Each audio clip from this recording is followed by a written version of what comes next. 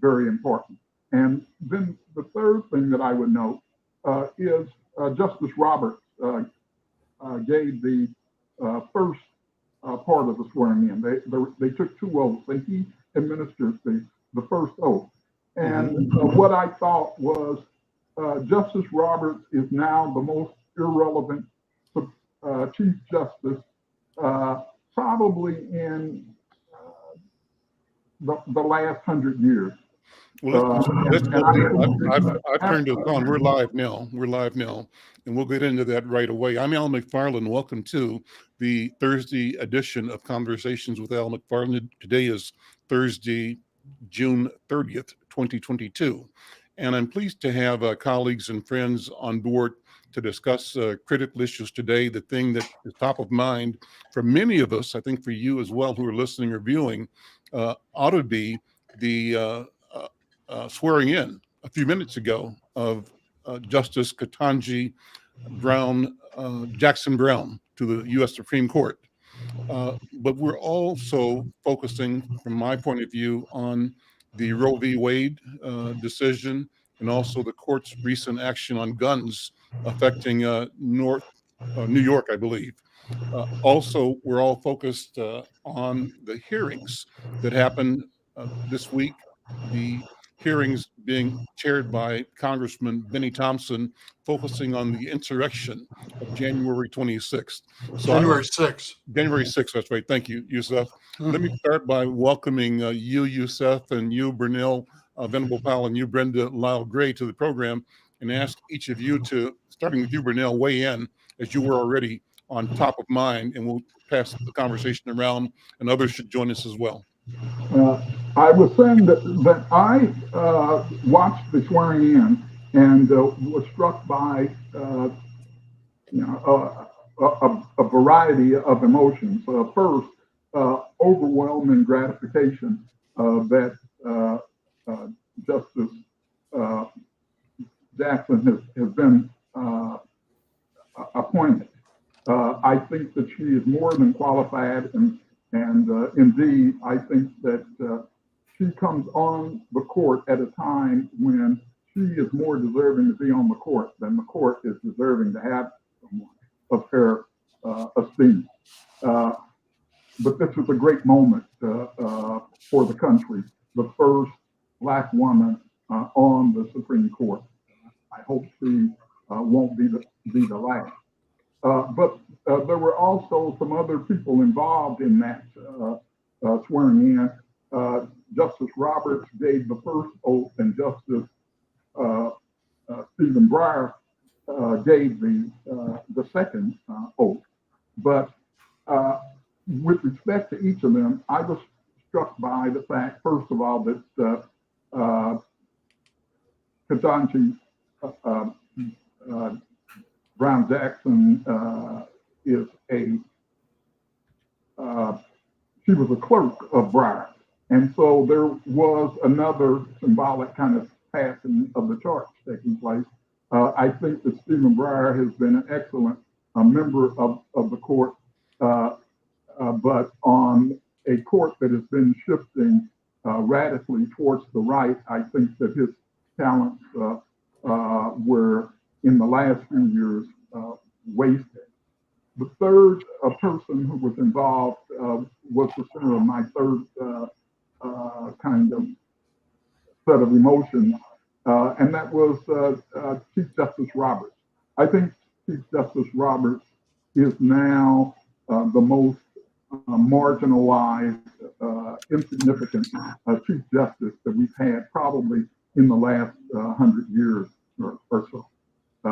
His positions on the court now are without real meaning, either to the liberals or to the radical conservatives on the court. I hate to call them conservatives. That's what they call themselves. But I simply think that the court has been captured by a group of radicals, and that was the 50-year plan. They succeeded at it, and now the question for the country is, what are we going to do about it? What do you mean by marginalized more? Go deeper into that, if you would. right now there is a solid block for anything that the radical right wants to do. Justice Thomas, Justice Alito, Justice Gorsuch, Justice Bryant, and Justice Kavanaugh. So those five individuals constitute the majority of the court, and they no longer need Justice Roberts, as a vote in order to have the majority opinion on the court. And so that leaves Roberts kind of sitting there pleading with the majority five that they moderate themselves, that they go slow, that they consider his opinions. And as the overturning of Roe v. Wade suggests, they're not listening to him. And it's not only that they are not listening to him with respect to issues of privacy, but they're not listening to him in other respects too. He is providing a sixth vote, which is unnecessary for the radical right. They know it, and they are acting like it.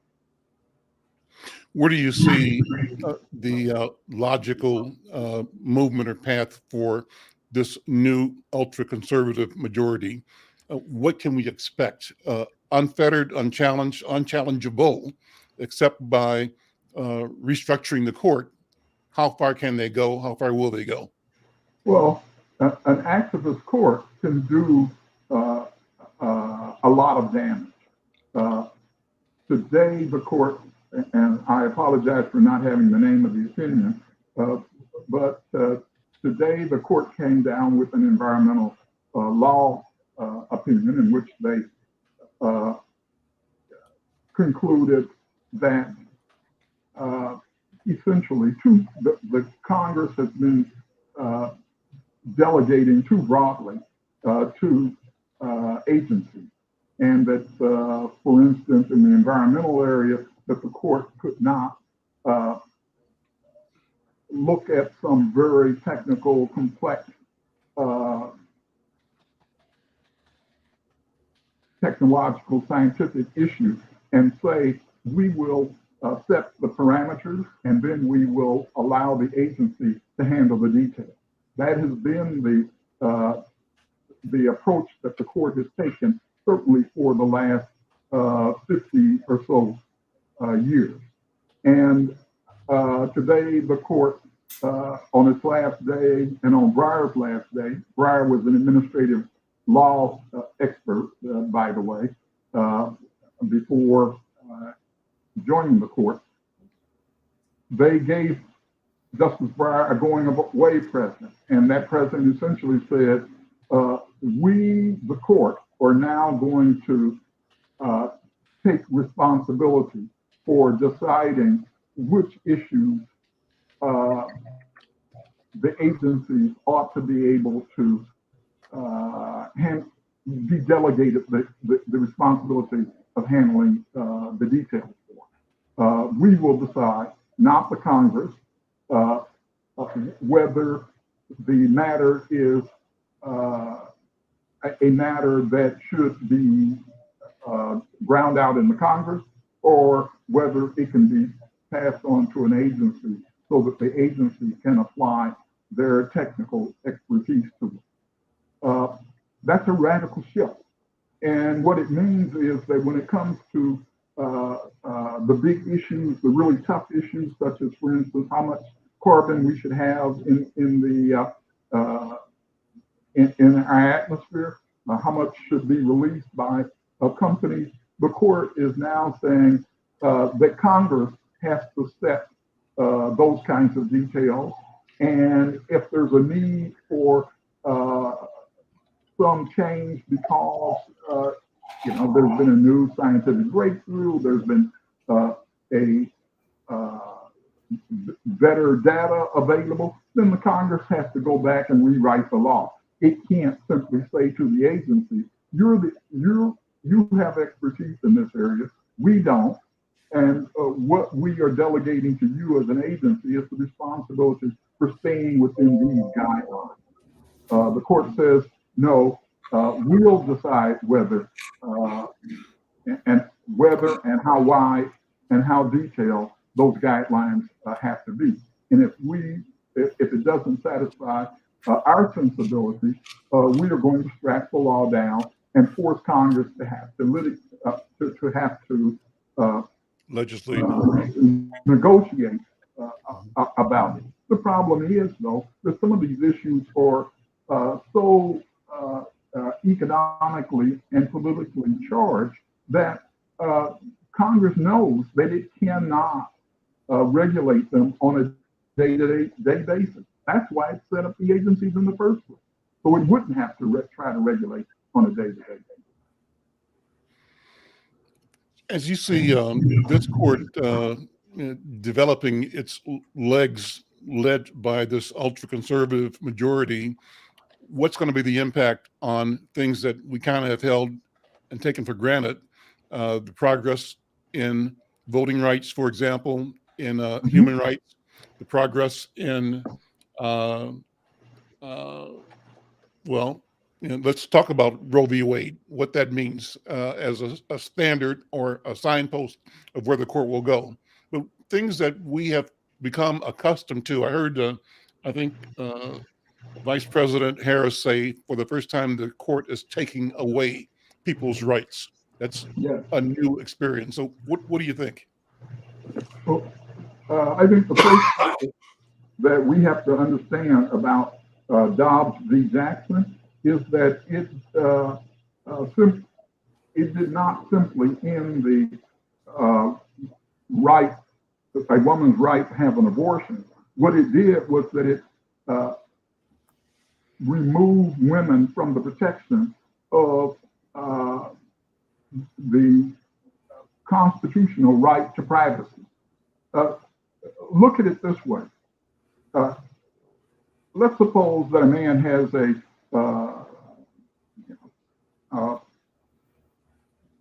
exam with their doctor, and the doctor says, well, you've got prostate cancer, and you're going to have have surgery.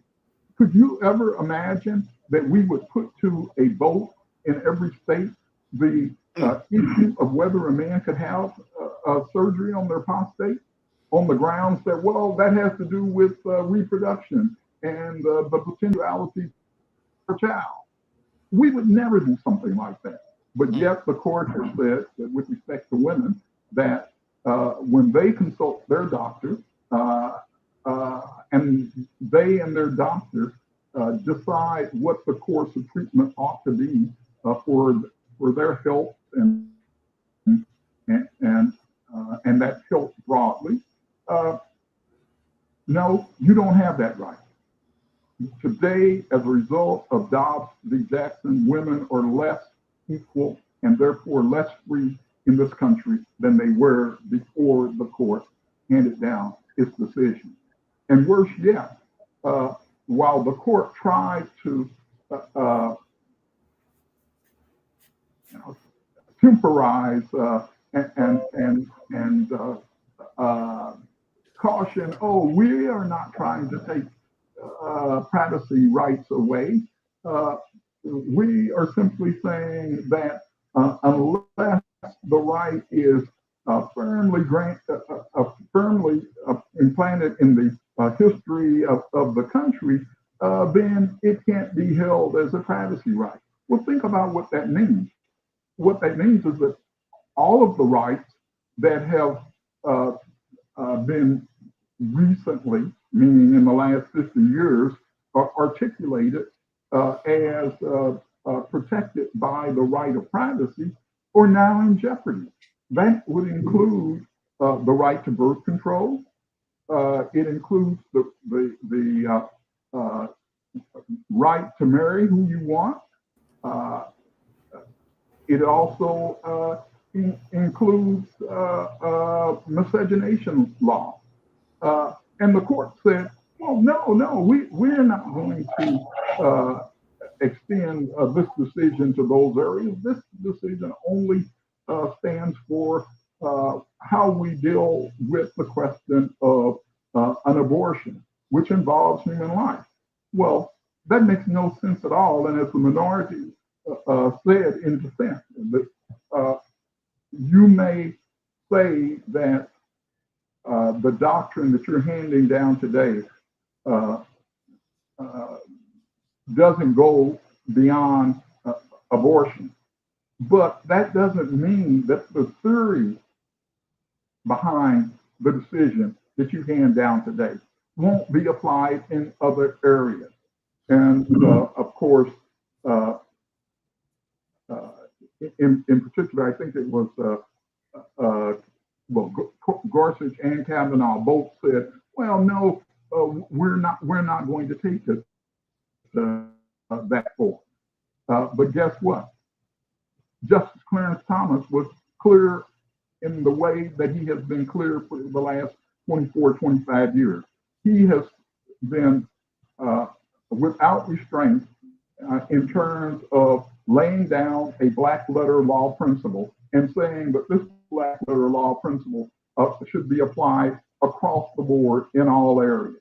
And despite the majority's assertion won't go there, I would ask, how can we believe that the majority won't go there when in fact we've already seen that at least 3 of the justices, meaning Kavanaugh and Bryant and Gorsuch, all said that Roe was settled doctrine and that they wouldn't go there.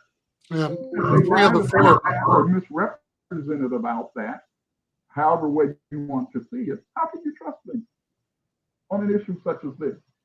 More than that, why should we trust them? Yusef, jump in. 3 of the 4 perjured themselves on that very issue as part of the appointment process. So you're absolutely correct. As Richard Nixon said during Watergate, perjury is a hard rap to prove. I don't think we can, as a matter of law, say that they perjured themselves, but we can certainly say, as the 2 senators, the one from Maine Susan Collins and what's the woman from Alaska? They both said, "Oh, well, we were misled. That wasn't the understanding we were left with." So you're absolutely right there. Mm-hmm. Yusef, what's on your mind, man, when you think about the court, the swearing in of Ketanji, Chief Justice Ketanji Brown Jackson today? Well, unfortunately, it still remains a 6-3 court. And the proposals to increase the size of the court range from adding 4 justices, which would make it a total of 13, to a more representative court with 20 additional justices, taking it as high as 29, which would require a 15-14 majority decision. And I think the primary question is how representative of the American public and American opinion is the Supreme Court? Because upwards of 70% of the people in this country are opposed to the overturning of Roe v. Wade, but we had, a handful of justices decide that it ought to be otherwise, and they acted accordingly. So how representative is it? How representative should it be? Is a significant question, not just now, but for the future. And Burnele, you're correct that Clarence Thomas not only cited everything except Loving v. Virginia in terms of, the black letter law to overturn other rights that currently exist or are precedents before the Supreme Court. And some people found it interesting that he mentioned everything except interracial marriage, which a number of the issues that he raised were also based on that Loving v. Virginia precedent. So, I feel for Justice Jackson to the degree that she's in a house full of strangers and has to vote from a minority position, at least in terms of how the court is stacked up numerically. And the Republicans, if they get 34 state houses in the midterm elections, are prepared to try and call a constitutional convention to take the country even further to the right than it now seems to be. So it will be interesting to see if they have, the 34 states required to call a constitutional convention, and if 38 of the states would vote for any proposed changes that might, be forwarded from that convention. So right now it's a waiting game. We'll have to wait and see. But the interim definitely is shaping up to be a rocky period full of turmoil from the court. And we'll see what, only 1% of the cases that come through the federal appeals court wind up on the Supreme Court docket. And which ones are going to be forthcoming, as Burnele mentioned, is really the $64,000 question. Because what direction the court is leaning is clearly not a case that requires much speculation. Brenda, as you watched today, what were your thoughts of the? Did you watch the swearing in? I think you're muted.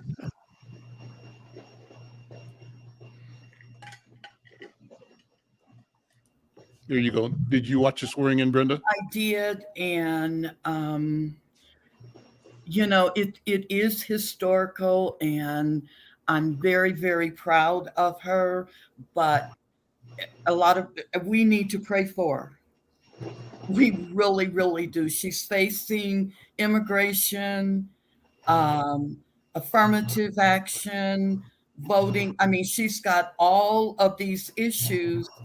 And like you said, she's walking in as a minority, and she's going to be scrutinized. They're going to keep an eye on her. And as far as people, I've been getting emails that I have, haven't heard from some of these people. And they wanted me to ask Burnele about, number one, Merrick Garland, the position that he is in as far as the hearings and the information that has come out, that he is in a very difficult position because of the climate of the country.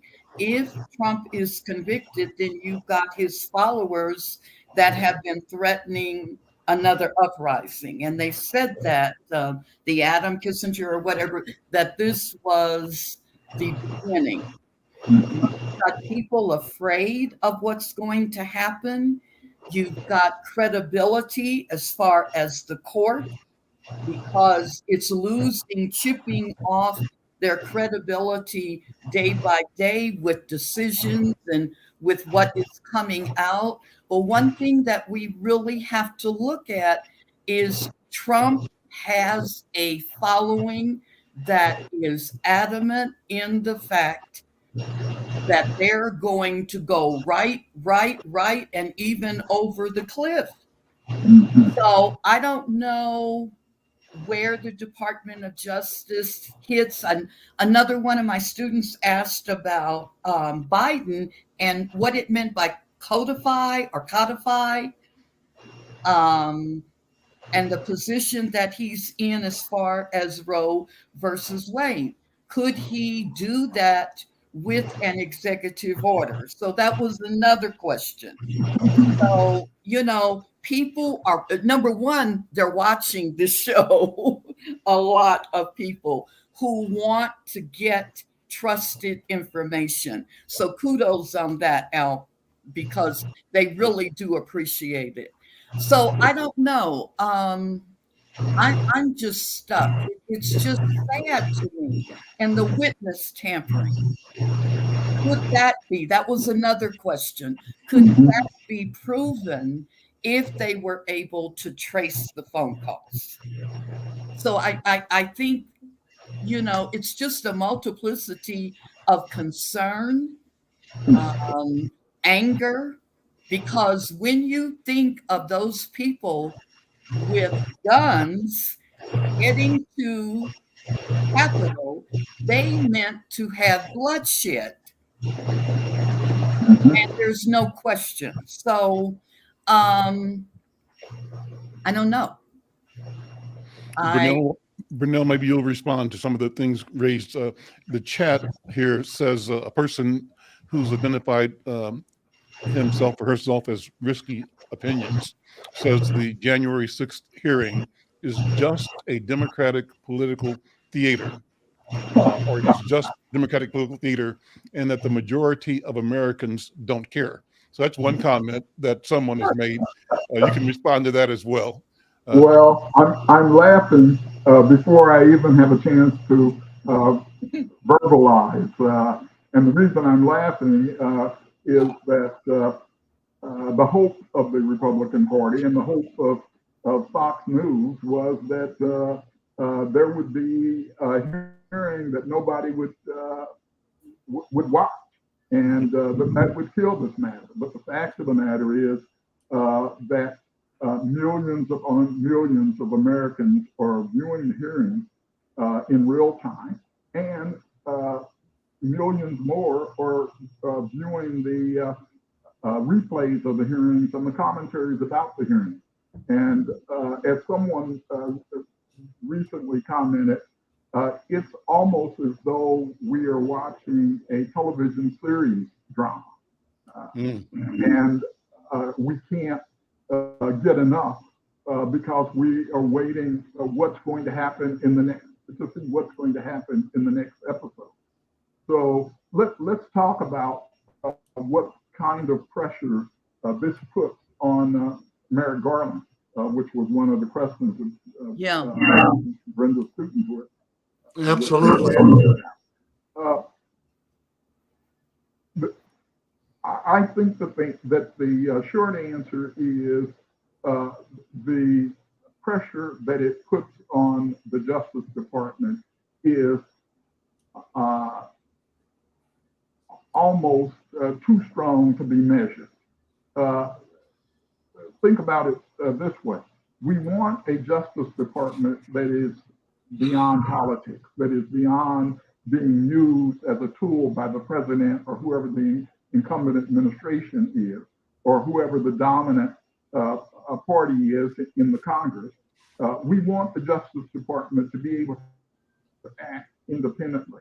And thus far, the Justice Department has tried to stay out of the public discussion, to keep its head down and to move forward. The one break we got in that was a couple of weeks ago. Attorney General Garland said that yes, he would be watching the hearing, and the attorneys in his office, U.S. attorneys around the country, they would be watching the hearing. That they knew that they were important, and that he had instructed his people to weigh the law and to go wherever the law takes them, no matter how high, was the case. I think that that's what we want to hear from an attorney general, and I understand that from the standpoint of the public, people would like to hear the Justice Department or the Attorney General say, yes, we're going to go after this guy. He's gotten away with so much, and it's time to stop him. I don't think that would be a proper way for the Justice Department to act. I think that it's the responsibility of the journalists and the commentators to raise the question, what are they going to do? It's the responsibility of the Justice Department to respond, you will see in due and adequate time. We are working on the case. And that's what they've been doing. Now, on the question of, well, what about the terrible situation that may arise if Trump is indicted, and what will that do to the stability of the country, and What about all the threats? Yep. On that question, I would start by saying that no nation that is worthy of being called a nation should ever allow itself to be threatened by the use of force by anybody at any time under any circumstances. And that means that in this situation, the Justice Department has a duty. They ought to carry out that duty. Their duty is to enforce the law. And if that means that Trump and his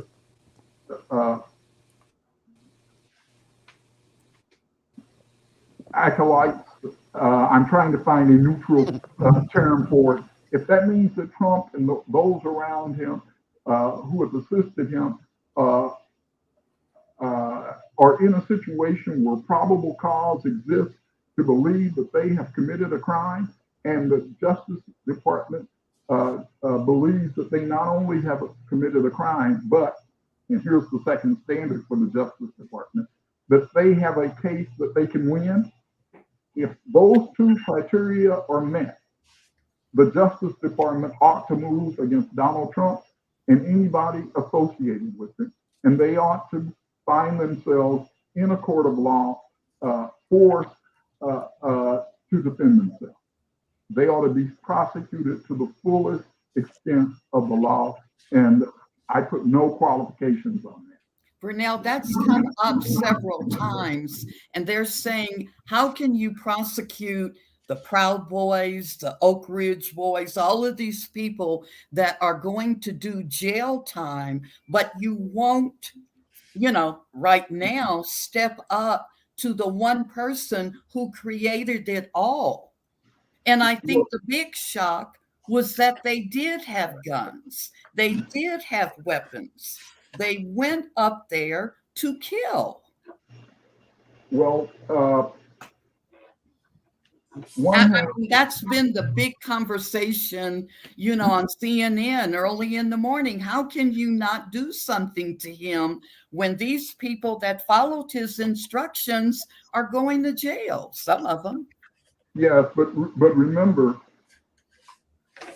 we don't prosecute what we know. We prosecute what we can prove in a court of law. No, that's true. And there's been a lot of talk recently. In fact, it started about the time that Cohen, who was the president's lawyer and fixer, when he said, Donald Trump speaks in code. Everybody understands what the code is. And we've gotten to the point now where we simply say, well, the White House was being run like a mafia organization. And everybody knows how the Don speaks, and that's the way in which Donald Trump was operating out of the White House.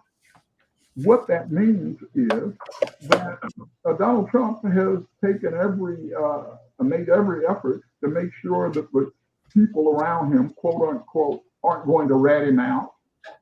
He's made every effort to have people around him who are willing to threaten other people to the extent that they may be willing to talk to justice. And we also know that Donald Trump took efforts, made efforts to make sure that some evidence was, quite frankly, destroyed. I mean, we have stories of him tearing up documents and flushing them down the toilet and doing that sort of thing. So Merrick Garland doesn't have an easy job here. He can know that Donald Trump is a mafia don, but that doesn't mean that he knows that he can prove guilt beyond a reasonable doubt in a court of law. Remember, one last thing. Remember, we didn't send Al Capone to jail for all the murders that he was implicated in. He went to jail on tax fraud. We got him on what we could get him on. And that's Yes, again, direct response to Risky Opinions, who said the January 6th hearing is a Democrats' political theater. Well, it is actually the duty of the Senate, right? It is a duty of our Congress, even if it is something of an investigation. Maybe it is not what is prosecutor would bring forward. This is on the record. As American people, we have and we deserve and we have the right to know what went on January 6th. And it is their duty to uncover the full extent of collusion, conspiracy, and work that the Trump administration went through to instigate and initiate the January 6th insurrection. So, I guess it is, you could say, political theater, right? But it's on the record now, right? The majority of Risky Opinion says the majority of Americans do not care, but the majority of Americans have a right to know and then decide not to care, right? But at the end of the day, this is the same thing I think about with the deep throat business of, if the Senate was not doing its job. This is a clear indication of the Senate doing its job, of democracy working.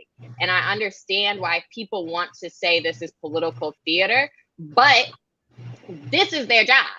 This right here, this investigation, these trials, this is their job, to have people on. And yes, they are finding credible sources, right, who are swearing under oath, saying what they believe to be true. And that is different than your regular Supreme Court case or trial, right? This is giving the information to the American public. Now, if the majority of Americans decide, right, that this is not what they want the Senate to do, they don't want their senators or their Congress folks to investigate such claims, or if they do want, a different form of democracy, then you vote. Okay, you can't just go up into the Capitol about it. Okay, you vote on it. You vote. You don't just go up to the Capitol with your guns on this. You go and you follow the normal procedures. And this is a normal, expected, and needed procedure. That even if you think it is theater, the part of theater is bringing something to the public. And so even in that case, yes, we are trying to uncover this information and bring it to the American people because we have a right to know this information. And honestly, I'm surprised it took this long to get to these hearings, but I'm happy to be a part of these hearings, and even these last minute additions to these hearings. These are the things that we need to know, because it's clear that we would not have known any other way some of this information if it were not for these hearings and people swearing under oath, people who, work for the Trump administration, who do put, a little something on swearing under oath. Still in this day of age where everyone's a liar, there's still some people believe that swearing on the Bible means something, right? Yeah. Dr. Irma, let me have you jump in. Dr. Irma, mouths for babes. Dr. Irma, what are your thoughts? What are your impressions? Irma, can you hear me? Is she muted? I think, yeah. You're muted, Dr. Irma. Hey, hi, everybody. There we go. Yeah. I think yes. Angela is, can you hear me? Yeah. No,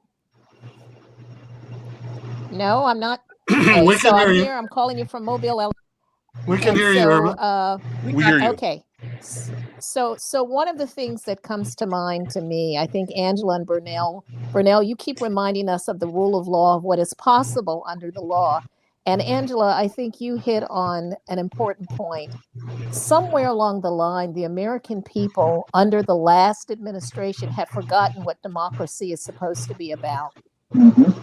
And having worked for the federal government, what people really don't understand is that when you take an oath of office, which I've done twice, you don't swear to a person, you swear to the Constitution, and you swear to uphold that Constitution and to protect it against all enemies, both foreign and within. Clearly, the Donald Trump was an enemy within.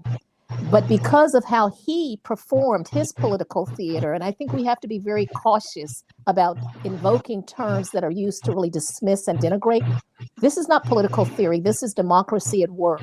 These are debates and challenges, trying to protect the Constitution of the United States.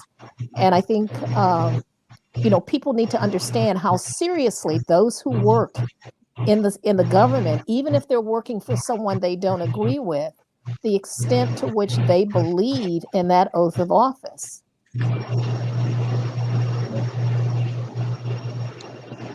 Thank you, Dr. Irma. Yusef, jump back in. Well, two things strike me out. One, the attacks to dehumanize and to discredit Cassidy Hutchinson are coming from every point on the compass, which is really disappointing. I thought that she was straightforward, she was honest, she was credible, she was factual, she didn't include opinions or projections or suspicions. She talked about what she heard, what she noted, what she saw, and what she was told. And I think the fact that Giuliani and the chief of staff requested a pardon for their involvement in the entire situation surrounding January 6th is quite telling. That they, in effect, admitted that they believed that they had broken the law and wanted a presidential pardon to forgive them. So, no, I don't think this is political theater. I think this is good legislative research and public discourse. So the Justice Department has said that they are watching, that they are paying attention. I concur with Burnele that they're lining up their ducks and that they're not going to go forward until they believe that they have a winnable case that will result in an indictment and hopefully a conviction. So, the cat is out of the bag, and there are people who are very disappointed. This woman had no ulterior motives. She had nothing but the truth, and her goal in life was to become a part of the government and provide a service to the public. And I think she clearly has done that in a very commendable way. Burnele, what do you think about this notion of her being demonized now, vilified by the Republican Party, canceled in effect as one of the strategies to soften the intense scrutiny of the White House and of the Trump administration? Well, it does not surprise me that she was immediately subject to attack. I mean, within hours of her testimony. But one of the things that's interesting is she has not been challenged on the part of her testimony that was most central, that Donald Trump knew that the people were armed at the Capitol on January 6th, that he wanted them to be able to go to the Capitol, and that he was angry. Those three facts have not been disputed by anyone. There is fact talk about the fact that she said that Trump had grabbed for the steering wheel and grabbed for the throat of one of the drivers. Oh, that never happened. But no, even the people who are saying that never happened, they haven't stood up and said, we are willing to say that it didn't happen under oath. They haven't shown the kind of courage that she has exhibited. And what she has done is to say, essentially, keep your eye on the ball here. These are the central facts of what happened and what I know about January 6th. And I'm simply putting it out there. And now that she has put it out there, that means that others who did not want to come forward are going to have to come forward at some point. The president, the White House counsel. I almost said the president's White House counsel. No, the White House counsel who works at the White House for the people of the United States, Cephalon, he's going to have to testify now. The latest reports are that he's in negotiations now with the committee, trying to find a basis for coming or grounds for coming forward that would not affect his obligations under attorney-client privilege and executive privilege. Well, I have never thought that either of those claims made much sense in this context. Neither executive privilege, which is the weaker of the two privileges, attorney-client privilege is a very, very strong privilege. In fact, I tell my students, it is the strongest privilege known in Western law. There's nothing else that even approaches it. It stands even after your client is dead. You still can't reveal information. But guess what? It doesn't apply to conspiracies. It doesn't apply to things that don't have anything to do with your giving counsel advice to your client. And so in this circumstances, Cephalon is going to have to come forward. He was there in order to protect the interests of the United States, and he can't claim that somehow or other his duties that are owed to Donald Trump trump his duties that were owed to the United States of America. Yusef and Angela and Brenda, let me ask your thoughts on the notion of you raised the question, Brenda, about the people being armed January 6th, the arms being brought towards the Capitol. And the only... And also, Al, removing the metal detectors where they could take the which guns is what Trump inside. wanted. But given that, I'm surprised, and maybe I'm reading too much into it, that there wasn't more violence than there was. I know. That if armaments were there, if firepower was available, I am surprised that two things: the protesters weren't met with more lethal force from the authorities, but I'm also surprised that those encroachers didn't resort to more lethal force, that they pretty much confined themselves to using sticks and Flag poles with arrows on the end. Physical things to use to fight with. So I wondered, how does that figure into the calculus of assigning severity to the process? Angela, what do you think? Dr. Irma, Yusef? I remember three facts that came out within the last year. And then just of course, the utmost respect for the DC police and the Capitol officers who did protect and who were trying to mitigate the violence and de-escalate in times, to the point where even the DC police, I remember this was a major failure that folks had pointed out, the DC police had retreated. Right.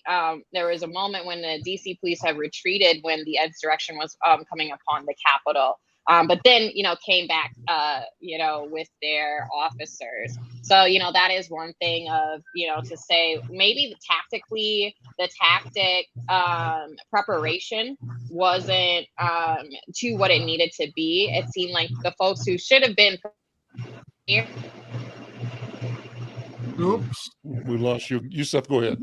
There are 58 police departments in D.C., and communication has always been a real chaos in that city. The other reality is that the weapons that they carried, the extended magazines, were clearly illegal in the District of Columbia.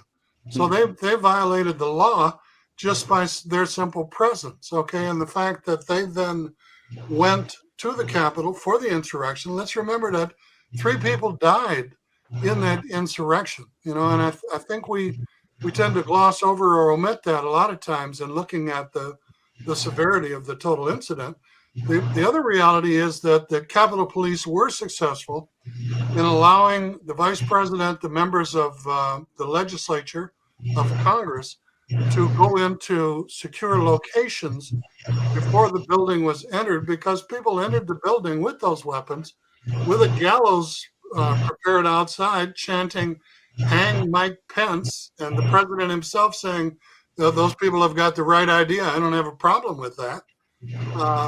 And again, had there been physical contact with the speaker, with other members of Congress, and it goes back to the tours that one of the Congress people led, one of the senators led a private tour the day before with people who were actually a part of the insurrection, And took who pictures. were filmed, and the video showed it, and who denied it, who in fact filed a complaint against a woman from, I think she was a congressperson from New York or New Jersey, who requested that the Capitol Police investigate the tours that were given in prohibitive areas, the film footage that they shot, the photos, preparing the route for entrance and where people would be. You can't make a lot of this stuff up, Al. Yeah. And you can't forget that, there were folks who knew. There were law enforcement officers who knew beforehand. They knew people would be armed, and they supported it. And who participated in the insurrection. Exactly. So no trust. So Burnele, Kamau King on several occasions has said he feared that we're headed irretrievably towards a civil war. Do any of you see that on the horizon? Is that worth us talking about, or is that simply defeatist or fear-mongering that deserves, the public by even its mention? Burnele, what do you think? I'm a law professor, and I recognize I'm not Nostradamus. I try to stay away from making predictions that far out in advance. I don't think that today, as we sit here and have a discussion, that we're going to wake up tomorrow or anytime very soon in a civil war. But if you're asking me whether I think that this country is headed in that direction and is as close as it's ever been, I would have to say, yes, we are headed in that direction, and we are as close as we've ever been. I hope we do not reach the tipping point. And I think there's plenty of time and many good reasons why we should not. And if we do, we will have flittered away one of the great enterprises in human history, democracy for 200 years. I think that, we've had a civil war before, right? And one of the things that even after the insurrection shows us is, even though I'm rooted in Afro-pessimistic view of society, right? I do believe that there has been a strength shown in that we did not fall, that democracy does not live in the concrete of an institution, but within the heart of people and the resilience of our leaders. And then also that, lastly, even if there is turmoil in a particular area, the upper ranks of our government is strong enough to have day-to-day operations still. And then we do have a number of public servants, so much so that, even in Hennepin County, the county of Hennepin is the largest employer, right? One of the largest employers. So there are parts of our government and our democracy that will prevail, that actually is a boon to our country and a strength to our country, because there are countries that if there is a little bit of turmoil at the top, everything falls apart, where, a dictator just puts in his cronies and you just pay off people, essentially. There is no law in different areas or policy in different policy arenas. So, that is something where I could see the preservation of our democracy in our country continuing, simply because it's so bureaucratic, the part that people hate, right? But Burnele, jump back in, Burnele. And then Dr. Irma, from the anthropologist's point of view, how does the time look to us as you see yes, it? I think Angela makes an excellent point about the bureaucracy of the country. I remember during Watergate that there were many of us who thought that it was the bureaucrats who saved the nation. Basically, all of the people who, as previously was said by Dr. Irma, who took the oath and who actually believed in it. But that gives me an opportunity just to add two little footnotes. First of all, with respect to the tours prior to January 6th, that was a congressman, not a senator, and it was Congressman Barry Loudermilk, who I believe is from Georgia, a Republican congressman. The other footnote that I would put in is, let's take note of the fact that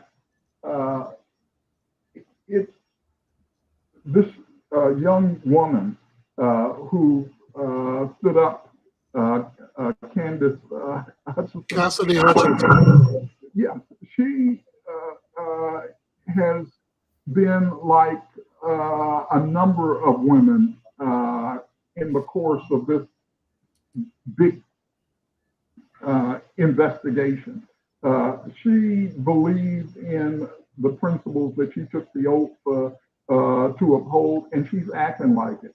And even though I share no political views in common with Liz Cheney, I must give her her due.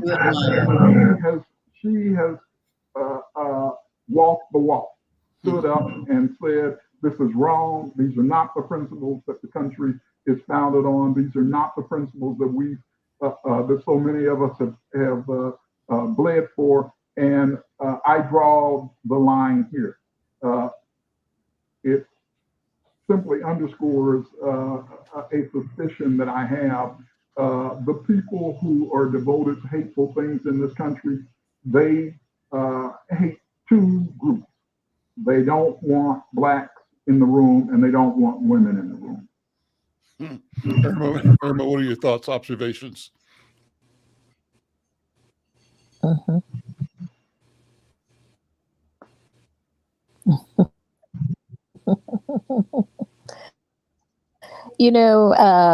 De Tocqueville, back in the 1800s, when he toured the United States and France, called us a divided country, and said that the enslavement of Black people would come back to haunt America. And I think we go through these moments in the culture, in the society, where we think we're on this precipice of democracy falling apart. Certainly the Civil War was a test of that, but we've had moments again. I mean, everyone thought Watergate was going to undermine, this country. Then we thought Iran Gate was going to undermine this country. We thought the Vietnam War was going to undermine democracy. It has stood strong. I believe, having worked with people and taught leadership education to people who work in the government, that they are the backbone, because political people come and go, these appointees, but you have a core of people. I think it's over 100,000 people who work in the federal government, and maybe more than that, who really believe in those principles of democracy and who are dedicated to upholding it, and who as the political trans. Your audio is really weak, Irma. I think it's getting I worse think by the she's second. frozen.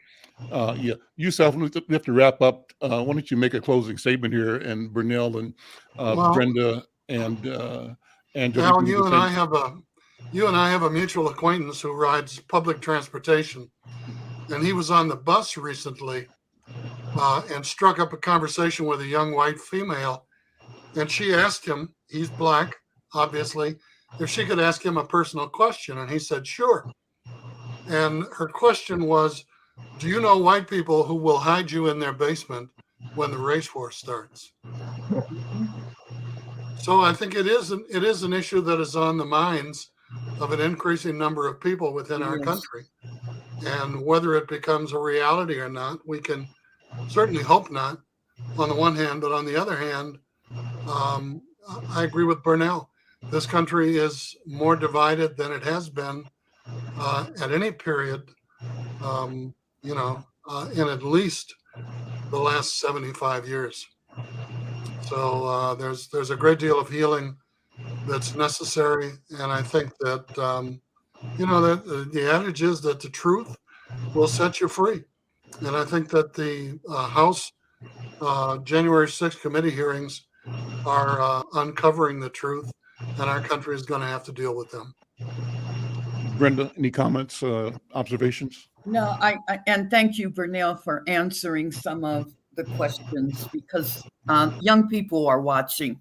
They are concerned, and especially if he gets convicted. If they put him in jail, they feel all hell will break loose. It sounds like to me you're making a huge leap, Brenda. No, I'm not. Even- I'm saying those are the responses that I've gotten, but it's no joke. I mean, I wrote that article on Roe versus Wade, and it was so interesting when that Illinois senator or whatever, Mary Miller or whatever, and she said, "Thank you, Trump, for giving white people the edge." Yeah. To me, that was pretty powerful. Burnele? Because that's the fear. Browning of America. Okay. In a way, I am heartened to hear that young people are worried. I think that they should be, because at this point, I'm well over 70. I thought that the battles that we are waging now would be behind us, and we are going into a second round of those battles, and it will be the younger people in this country who are going to have to answer the challenge when Ben Franklin answers that it's a democracy, a republic, if we can keep it. Young people are going to have to do what every generation has had to do, and that is to decide whether the republic is worth keeping.